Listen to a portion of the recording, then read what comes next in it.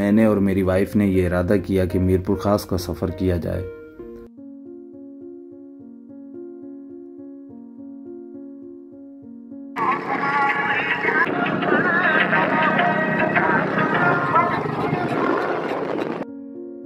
और ये है मेरी हमसफ़र हमरा मेरी जोजा साहिबा।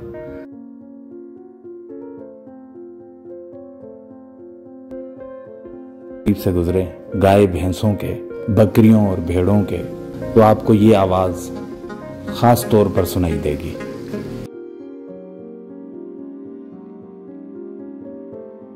कम से कम इंतजामी हवाले से तो इनकी तकदीर इनके हाथ में है, ये जिसे चाहे मुंतखब करें। हिंदू कम्युनिटी के लोग ज्यादा हैं, जिन्हें मुकामी जबान में कोली, भील, मेघवाड़ कहा जाता है। ये शेड्यूल्ड कास्ट में शुमार होते हैं, जिन्हें हिंदुस्तान में आदिवासी या अनुसूचित जाति के लोग कहा जाता है। इन्हें दलित भी कहा जाता है, जैसा कि हिंदू रिलीजन में कास्ट सिस्टम होता है, ब्राह्मण, शूद्र, वैष्णु, खत्री, दलित, तो ये वो लोग हैं।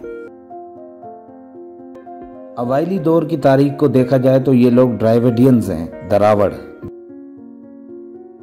साउथ इंडियन लोग आपको जो दिखते हैं वो भी दरावड़ हैं, श्रीलंकन वो भी दरावड़ हैं, और यहाँ के जो कोली कम्युनिटी है या भील, तो वो भी आपको दरावड़ी ही कौम मिलेगी। और इनके नक्शो निगार, इनकी हैयत, इनके रंग वो आपको श्रीलंकन और साउथ इंडियन लोगों से।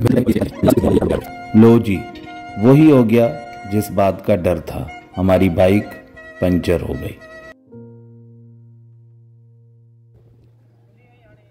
ये छोटे छोटे स्टॉप जो रोड के किनारों पे बने हुए होते हैं, ये उन्हीं आसपास के गांव के लोग होते हैं जो कि आहिस्ता आहिस्ता छोटी छोटी दुकानें बनाते जाते हैं, केबिन बनाते हैं पान की या फिर सिगरेट वगैरह, छालिया, इस तरह की चीज़ें रखते जाते हैं और आहिस्ता आहिस्ता से वो स्टॉप बन जाता है। यहाँ से हमने अपने सफ़र का आगाज़ दोबारा शुरू किया और ख़ुशी की बात यह थी कि अब ये ऊबड़ खाबड़ रास्ता ख़त्म होने वाला था और इसके बाद हाईवे रोड जो है वो शुरू होने वाला था, जो कि हाल ही में बनाया गया है। दरअसल इसी की ही उम्मीद में हम निकले थे कि कुछ किलोमीटर सफ़र करने के बाद इस तरह का रोड आ जाएगा जो कि हाईवे है, सही बना हुआ है, तो हम बाइक पे कंफर्टेबली जा सकते हैं। जैसा कि मैंने कहा कि बहुत सी दुकानें मिलकर एक स्टॉप की शक्ल इख्तियार कर लेती हैं, तो ये आप देख रहे हैं कि मुख्तलिफ़ किस्म की दुकानें यहाँ मौजूद हैं, किराना की, मोबाइल शॉप, उसके अलावा बहुत सी पेट्रोल पंप हैं, होटल्स हैं, मेडिकल स्टोर्स हैं, डिस्पेंसरीज हैं। अब ये होटल आप देखें कि सकाफती टच के साथ, बम्बूज़ के साथ बनाया गया है, बांस के डंडों के साथ जिसे रंग किया गया है। और उसके अलावा ये जो चीज़ आपको दिख रही है, ये कोई रेत का टीला नहीं, बल्कि ये तूड़ी जमा की गई है। गंदम की फसल को काटने के बाद जो उसका भूसा बचता है उसको प्रिजर्व किया गया है ताकि मवेशियों को दिया जा सके। ये माल मवेशी इसी के ऊपर सरवाइव करते हैं जब घास नहीं होती। तो सफ़र हमारा जारी है। ये सामने एक आपको शिराइन दिख रहा है, एक दरगाह दिख रही है। ये सूफ़ी फ़कीर नाम से दरगाह है, जो कि 17वीं सदी के एक सूफ़ी बुज़ुर्ग सूफ़ी शाह इनायत शहीद, उनके मानने वालों की तरफ से, उनके पैरोकारों की तरफ से बनाई गई है। सूफ़ी शाह इनायत शहीद सिंध की तारीख़ में सियासी लिहाज से, तारीख़ी लिहाज से, मजहबी लिहाज से, तबकाती जदोजहद और इनकलाबी लिहाज से, पीरो मुर्शिद के हवाले से, फ़िक्र व नज़रियात के हवाले से इंतहाई अहम शख्सियत थे। ये वो पहले सूफ़ी बुज़ुर्ग थे जिन्होंने सिंध में तबकाती जदोजहद की दाग बेल डाली। ये वो पहले सूफ़ी थे जिन्होंने ये नारा लगाया सिंधी में कि जो खेड़े सो खाए, यानी कि one who tills the land should eat, जिसका मकसद था कि वो हारी, वो किसान, वो मेहनत कश जो खून पसीना बहा के ज़मीनों में काम करते हैं, उसे काश्त करते हैं, उसे बोते हैं, उसके मुनाफे, उसकी पैदावार और उसकी आमदनी का सबसे बड़ा हकदार वही होगा। ये नहीं कि एक जागीरदार, एक वडेरा, एक ज़मींदार हज़ारों हारियों से, किसानों से काम ले रहा है और ज़्यादा मुनाफा कमा रहा है। या फिर राइज बादशाहतों को, मलूकियत की बनी हुई सरकारों को एग्रीकल्चर टैक्स के नाम पर अपनी आमदनी का आधे से भी ज़्यादा हिस्सा दे दिया जाए। उन्होंने इस नाइंसाफ़ी के ख़िलाफ़ आवाज़ उठाई, इनकलाबी तहरीक का आगाज़ किया, नज़रिया और फ़िक्र दिया। ये वो पहले सूफ़ी हैं जिन्होंने खानकाहें इसलिए नहीं बनाई कि वहाँ पे महफ़िल समा की जाए, ज़िक्र व फ़िक्र किया जाए, सिर्फ़ मुराकबे किए जाए, बल्कि उन्होंने जालिम के ख़िलाफ़ आवाज़ बुलंद की। ये वो पहले सूफ़ी थे जिन्हें मुस्लह अव्वल भी कहा जाता है। ये वो पहले सूफ़ी थे जिन्हें सोशलिस्ट और कम्युनिस्ट भी कहा जा सकता है। हालांकि socialism, communism, Karl Marx, Lenin, Stalin, Mao Zedong ये अभी नहीं आए थे। ये सब 18वीं सदी की बातें हैं। कार्ल मार्क्स का नज़रिया इश्तराकियत, कम्युनिज्म वो 18वीं सदी में आया, जबकि सूफी शाह इनायत शहीद 1655 में पैदा हुए और 1718 में उनकी शहादत हुई। ये वो सूफी थे जिन्होंने न फ़कत नज़रिया दिया बल्कि उस नज़रिए के लिए अपनी जान भी कुर्बान की।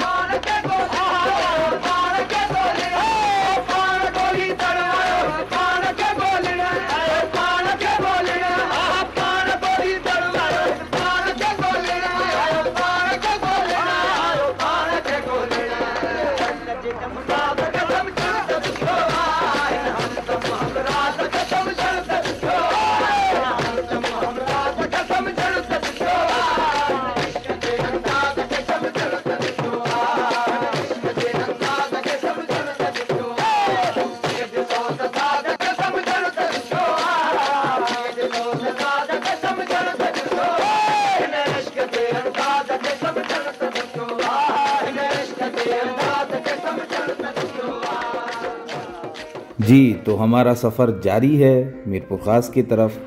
चूँकि ये दरगाह, ये शिराइन नज़र आई सूफ़ी मकतब फ़िक्र की, तो ये हवाला जात देना ज़रूरी समझा। इस पे बहरहाल एक अलहदा से वीडियो अपलोड करूँगा इंशाल्लाह, जिसमें सूफ़ी शाह इनायत की पूरी तारीख़ सियाक़ व सबाक़ के साथ बयान करेंगे इंशाल्लाह। ये झूंपड़ियों वाले घर आपको दिखाई दे रहे हैं, जिस दिन ये ख़त्म हो जाएंगे और सीमेंट के अच्छे पक्के घर बनेंगे, तब मैं समझूंगा कि हमारा मुल्क तरक्की कर रहा है, हमारी आवाम खुशहाल हो रही है। मैं तो जब छोटा था और तब से लेके अब तक मैं तो यही देखता हुआ आ रहा हूँ कि ये उन्हीं हालों में रह रहे हैं जिसे हिंदुस्तान में झोपड़पट्टी कहते हैं। बम्बई के इलाके में जो स्लम एरिया है उसे, ये हमारे गाँव के स्लम एरियाज़ हैं। यहाँ ये झोपड़पट्टियाँ हमेशा से ही आबाद हैं, अब तक चेंज नहीं हुई हैं। लोगों ने यूं ही रोज़गार अपना तलाश किया है। कोई चिंची रक्शा चलाता है। यहाँ के रक्शे मोटरसाइकिल को अल्टर करके पीछे से एक सीटें उसकी एडजस्ट की जाती हैं तो वो चिंची रक्शा बन जाता है। और इस तरह के मुख्तलिफ छोटे छोटे जो ज़रिया मुआश की जो चीज़ें हैं वो लोगों ने करके अपनी मदद आप की है। लेकिन ऐसा कोई प्रोजेक्ट मुझे नहीं दिखाई दिया 30-40 सालों से। दौरान सफ़र ये पेट्रोल पंप्स जो हैं ये भी बड़ी गनीमत है, क्योंकि ऐसी कोई सहूलत हुकूमतों की तरफ से तो कोई भी नहीं है। लेकिन इन पंप्स पे कम से कम वॉशरूम बने हुए होते हैं, मस्जिद भी होती है कोई नमाज़ पढ़ना चाहे, और इनके आसपास होटल्स और चाय वगैरह आपको मिल जाती है, खाना भी मिल जाता है। तो ये गनीमत है, ये भी अपनी मदद आपके तहत है। अब ये जो खजूरों के दरख्त आप देख रहे हैं, ये कोई खैरपुर मीरस का इलाका नहीं है, ना ही खैरपुर नाथन शाह का इलाका है। ये भाई डिज़र्ट का इलाका है, मीरपुर खास, उमरकोट, ये वो इलाका है। लेकिन कहीं कहीं ये खजूरें हो जाती हैं यहाँ पे, जहाँ पानी मीठा है और ज़मीन भी ज़रखेज़ है। लेकिन फिर भी इनकी खजूरें इतनी मीठी नहीं होती जितनी खैरपुर मीरस, जो हमारा इंटीरियर सिंध है, वहाँ से जो खजूर आती है उस जैसी मीठी नहीं होती। ये मुख्तलिफ हाइब्रिड और इस किस्म की होती हैं। तो ये अब हम खुदा हाफिज कह रहे हैं उमरकोट की हदूद को। अब हम मीरपुर ख़ास की हद में दाखिल हो चुके हैं। डेवलपमेंट के काम आप देख रहे हैं, रिहायशी स्कीमें जो हैं और ये रिहायशी इलाके ये बन रहे हैं, तो यहाँ से पता चलता है कि हम अब एक छोटे शहर से बड़े शहर की तरफ जा रहे हैं, मीरपुर ख़ास की तरफ।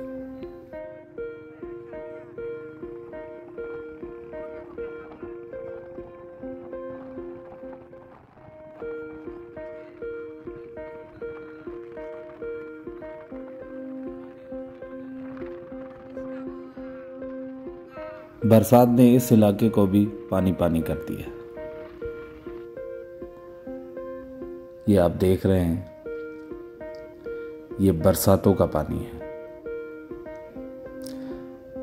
मीरपुर ख़ास एक डिवीज़न की हैसियत रखता है और जब भी जो आसपास के जो डिस्ट्रिक्ट हैं, ज़िले हैं, उनके लोगों को जब कोई बड़ी शॉपिंग करनी होती है शादी ब्याह की, तो वो पहली प्रायोरिटी मीरपुर ख़ास को देते हैं। और किसी को इससे भी ज़्यादा शॉपिंग करनी हो और चाहता हो कि मुझे रियायत भी मिले, तो वो हैदराबाद का रुख करता है। मीरपुर ख़ास से हैदराबाद, फिर हैदराबाद से कराची, तो ये एक ही लाइन पे सारे शहर आ जाते हैं। तो इस तरह हम खैर व आफियत से मीरपुर ख़ास पहुँच गए। 2 दिन रिश्तेदारों के पास रहे, सैर व तफरीह की और फिर वापस आ गए। फिर किसी नई वीडियो के साथ इंशाल्लाह हाजिर होंगे। खुदा हाफिज़।